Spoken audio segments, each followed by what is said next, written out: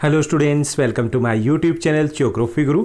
आज हम पढ़ने और समझने वाले हैं क्लास 9th एसएसटी सामाजिक विज्ञान की वर्कशीट नंबर 51 यानी कार्यपत्रक संख्या 51 को।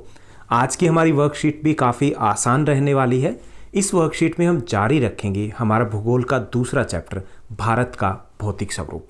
इस चैप्टर में हम पढ़ रहे हैं कि भारत को 6 भौतिक भूभागों में बांटा जा सकता है। अब तक हम थार के मरुस्थल और तटीय मैदानों के बारे में पढ़ चुके हैं। आज की इस वर्कशीट में हम पढ़ने वाले हैं द्वीप समूह के बारे में। तो चलिए शुरुआत करते हैं हम। जैसा कि आप अपनी स्क्रीन के ऊपर देख पा रहे हैं, ये हमारी वर्कशीट नंबर 51 यानी कार्यपत्रक संख्या 51 है। हमारा विषय एसएसटी सामाजिक विज्ञान है, जिसमें हम भूगोल का दूसरा चैप्टर पढ़ रहे हैं भारत का भौतिक स्वरूप। आज की दिनांक है 7 नवंबर 2020। द्वीप समूह। सबसे पहले हमें जानना है कि द्वीप क्या होते हैं।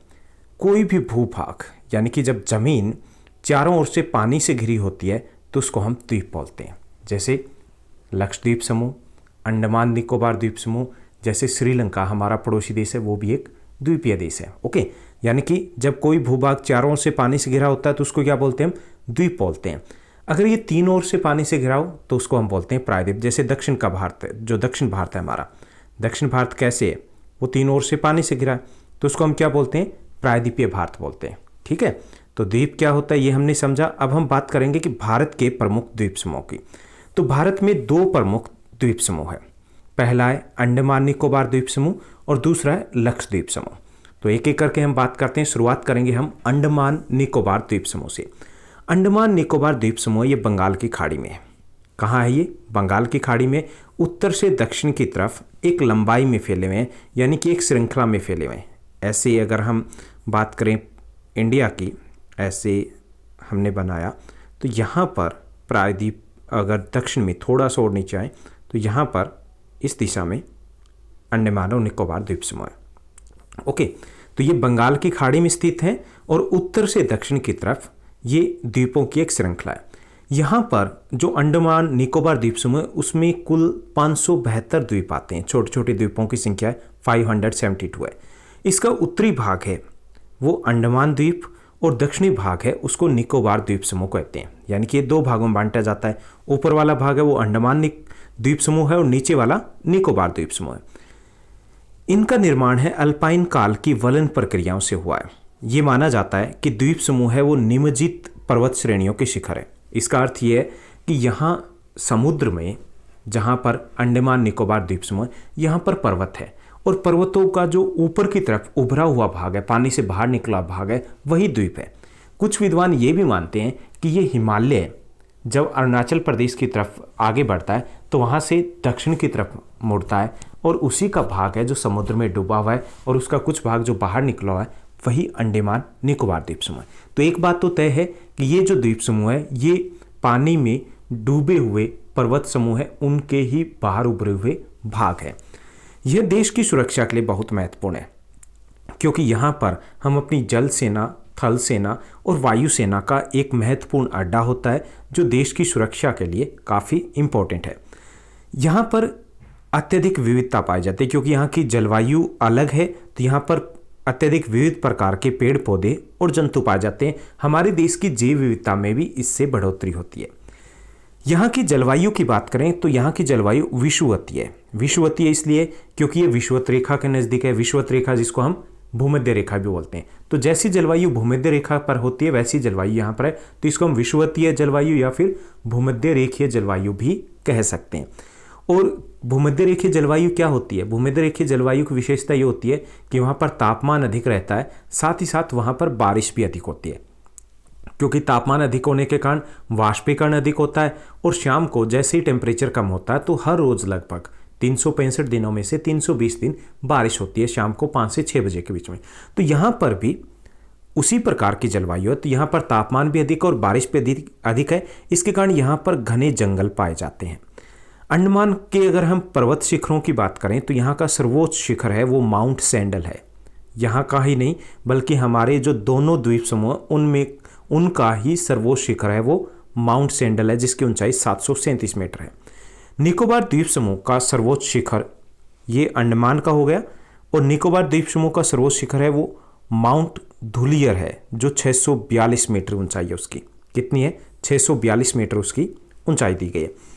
तो इस क्षेत्र में दो ज्वालामुखी भी हैं। बेन द्वीप है, ये भारत का एकमात्र सक्रिय ज्वालामुखी है।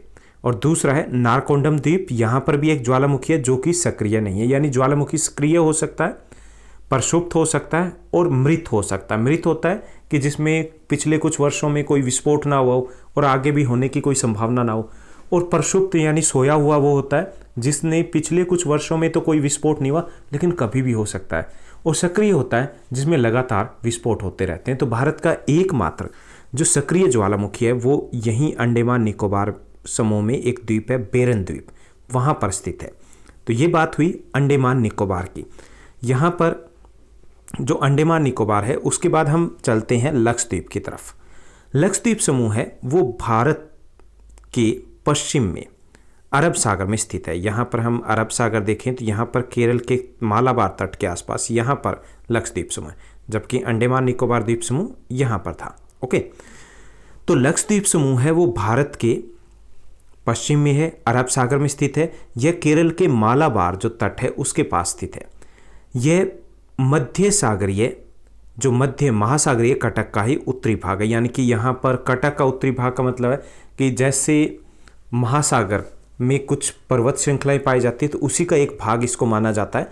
यह चूना प्रधान चट्टानों से बना हुआ है, यानी कि जो चट्टानें उनमें चूने की प्रधानता है। हालांकि चूने प्रधान चट्टानें होने के कारण ये घुलनशील भी चट्टानें अधिक होती है।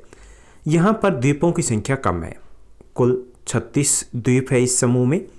और पहले इसको लका द्वीप, मिनिकोय और अमीन देवी के नाम से जाना जाता था। 1973 में इसका नाम बदल करके लक्षद्वीप रख दिया गया। यह बहुत छोटे आकार का, इसका कुल जो क्षेत्रफल है केवल 32 वर्ग किलोमीटर के आसपास है। यहाँ की जो राजधानी है वो कवरत्ती है, जबकि अंडमान निकोबार द्वीप समूह उसकी राजधानी पोर्ट ब्लेयर है। तो यहाँ की राजधानी है कवरत्ती। यहाँ पर भी जैव विविधता अधिक पाई जाती है, यानी अलग अलग प्रकार के पेड़ पौधे जीव जंतु पाए जाते हैं जैसे कि अंडमान निकोबार द्वीप समूह में पाए जाते हैं। यहाँ पर पिटली एक द्वीप है इन 36 द्वीपों में से जिस पर मानव का वास नहीं है, यानी कि मनुष्य नहीं रहते हैं। यहाँ पर एक पक्षी अभ्यारण्य बनाया गया है। आने वाले वर्षों में इन द्वीपों के लिए समस्या बढ़ने वाली है क्योंकि अपरदन और जलमग्न होने की संभावना है, क्योंकि इनकी ऊंचाई कम है समुद्र से, और दूसरा ये कि चूना प्रधान चट्टानों से बने हैं जो कि घुलनशील होती है। तो ये था लक्षद्वीप समूह। तो हमने दोनों द्वीप समूह की बात की कि हमारे दो प्रमुख द्वीप समूह है, अंडमान द्वीप समूह और दूसरा है लक्षद्वीप समूह। अंडमान द्वीप समूह है वो बंगाल की खाड़ी में है, लक्षद्वीप समूह है वो अरब सागर में स्थित है। अब एक और टर्म दी गई है हमें, वो है परवाल। जो लक्षद्वीप समूह है इसमें से कुछ द्वीप परवाल द्वीप कहलाते हैं, यानी कि वो परवाल से बने हुए हैं। अब ये परवाल क्या होता है? परवाल पॉलिप्स जिनको कहा जाता है कि ये सूक्ष्म जीव होते हैं जो समुद्र में रहते हैं, छोटे छोटे जीव होते हैं सूक्ष्म जीव, और ये हमेशा समूह में रहते हैं। किस में रहते हैं? ग्रुप में रहते हैं। और ये कहाँ पाए जाते हैं? ये विकसित होते हैं जो छिछला और गर्म पानी, और छिछला मतलब कम गहरे पानी में, और टेम्परेचर अपेक्षाकृत थोड़ा गर्म होना चाहिए। यानी हम अगर ध्रुवों की तरफ ऊपर की तरफ जाएं तो वहाँ ये नहीं मिलेंगे, ये भूमध्य रेखा के आसपास के इलाकों में मिलेंगे। तो ये परवाल होते हैं। परवाल क्या होते हैं? सूक्ष्म समुद्री जीव हैं जो समूह में मिलते हैं, और ये छिछले और गर्म पानी में पाए जाते हैं।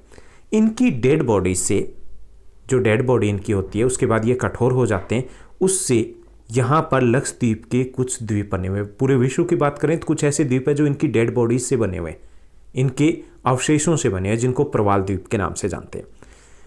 प्रवाल स्राव और प्रवाल अस्थियां टीले के रूप में निक्षेपित होती है, यानी कि इनकी डेड बॉडी के बाद ये एक टीले के तौर पर एक जगह जमा हो जाती है, और इससे 3 प्रकार की आकृतियां बनती है। एक तो प्रवाल रोधिका बनती है, जैसे यहाँ पर मान लीजिए कि समुद्र तट है तो यहाँ पर एक तरीके से दीवार बन गई, तो इसे बोलते हैं हम प्रवाल रोधिका।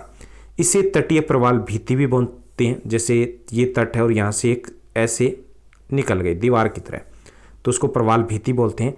और प्रवाल वलय द्वीप भी बोलते हैं, कि इससे कई बार द्वीप भी बन जाते हैं छोटे छोटे। ओके, तो वो प्रवाल द्वीप कहलाते हैं जो प्रवाल की डेड बॉडी यानी इनके अवशेष से बनते हैं।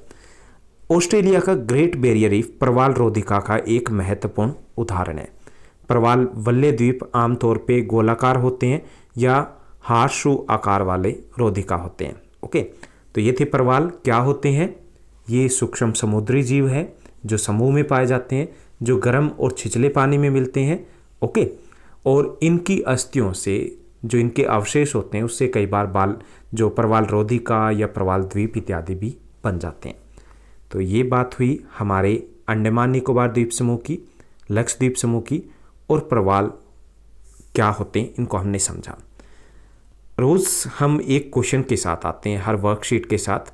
आज का आपका क्वेश्चन है, आपको ये बताना है कि अंडमान निकोबार द्वीप समूह की राजधानी कौन सा शहर है, यानी कि किस शहर को वहाँ की राजधानी घोषित किया गया है। तो आप कमेंट करके ज़रूर बताइएगा। अब हम आगे बढ़ते हैं प्रश्नोत्तर की तरफ। आज की इस वर्कशीट में आसान से 5 क्वेश्चन दिए गए हैं। पहला जो क्वेश्चन दिया गया है, प्रवाल पोलिप्स यानी प्रवाल क्या है? प्रवाल पोलिप्स सूक्ष्म समुद्री जीव हैं जो गर्म और छिछले जल में विकसित होते हैं। दूसरा क्वेश्चन दिया गया है, भारत में कौन कौन से द्वीप समूह हैं, इनके नाम लिखिए और भारत के राजनीतिक मानचित्र में दर्शाइए। तो भारत में 2 प्रमुख द्वीप समूह हैं, अरब सागर में लक्षद्वीप समूह और बंगाल की खाड़ी में अंडमान निकोबार द्वीप समूह। इनको हमें मैप में भी दर्शाना है। आप मैप अपनी नोटबुक में पेस्ट कर सकते हो।